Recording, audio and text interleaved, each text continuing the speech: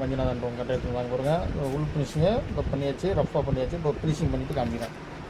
அதில் மேலே அந்த பல்லாம் ரெடி பண்ணிவிட்டு காமிக்கிறேன். இவங்க கட்டை தான் இது.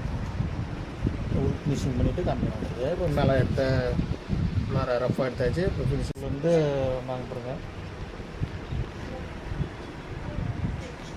கரெக்டாக உள் ஃபினிஷிங்கே ஒரு பக்கம் முடிச்சாச்சு, இன்னொரு பக்கம் முடிச்சுட்டு காமிக்கிறேன். மஞ்சுநாதன் கட்டை உள்ளார தருமபுரி.